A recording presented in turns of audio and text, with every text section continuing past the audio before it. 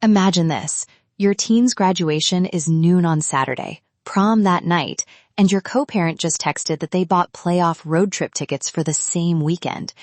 You stare at the calendar, and your chest tightens. Breathe.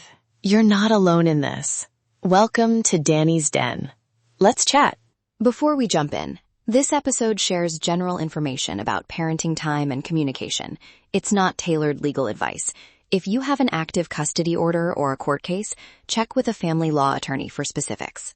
Stick with me for the next 10 minutes and you'll walk away with a short checklist for decisions and travel consent, 3 messages you can actually send tonight, a sports versus milestone example to model, and a music pick to close. Sound good? Okay, let's get practical. First, relationships. New partners at a graduation or prom can change the vibe in ways you might not expect. Hear me out. The primary question should always be, how will the child feel? If your teen will feel awkward or upstage, scale it back. If the kiddo is excited, great. Bring support, not a spectacle.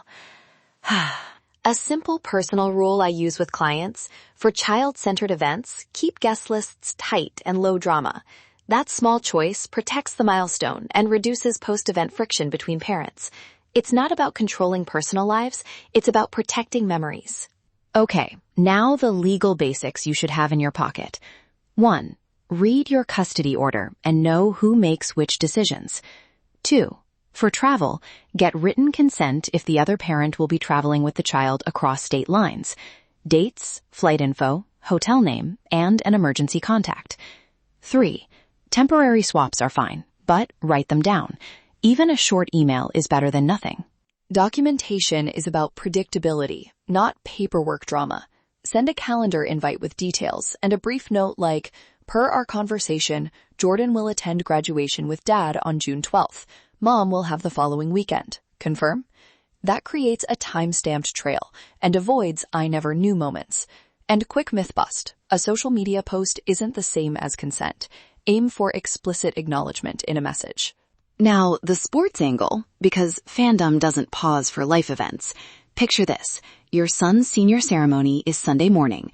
The Eagles have a playoff road game that weekend, and your co-parent is already booked to go with friends. Panic? Not yet. Approach it like a negotiation, not a declaration of war. Offer concrete trade-offs. Say you'll give them the next road trip, or you'll cover travel so they can be back for the ceremony. Concrete offers move the talk from "you stole my time" to "how can we make this work for Jordan?"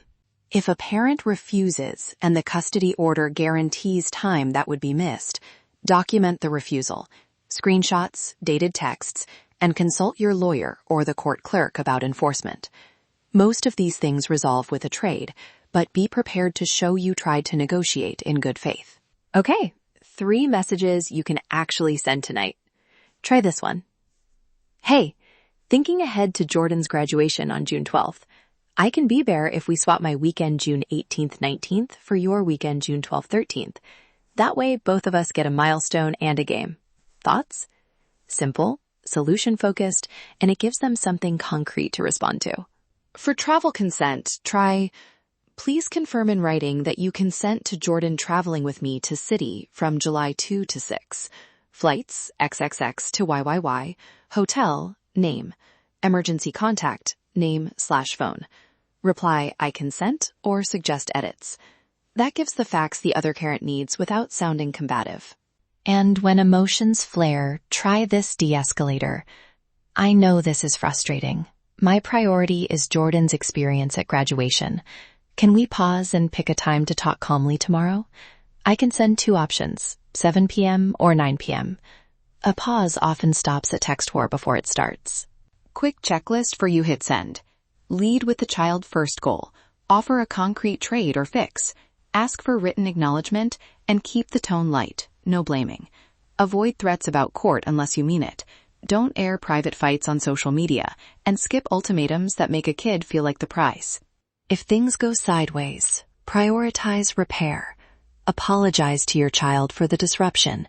Explain what happened in age-appropriate language and plan another meaningful moment. Sometimes a surprise dinner or a private ceremony makes a memory just as special. Kids remember how you made them feel. more than the exact shape of the day. A few final micro tips. 1. Keep a shared calendar for major events so both parents can see what's coming. 2. If you negotiate a swap, add it to the calendar immediately. 3. When in doubt, draft a one-line confirmation and ask the other parent to reply, "I confirm." That last step saves so many headaches. Before we close, mood pick. Cue something slow and warm from mid-90s R&B, a Brian McKnight-style slow jam, something that nudges you toward forgiveness and presence. Let that music be a little reminder. These milestones are small, sacred windows. Protect them when you can. Thanks for spending this time with me in Danni's Den. If you want to explore whether I can help with a specific legal issue, send a direct message or reach out through the Legal Assistance Center's contact page to book a free 30-minute consultation. Drop a comment with your milestone versus game stories. We learn from each other. If this episode helped, please subscribe so you don't miss next week's mix. Let's chat.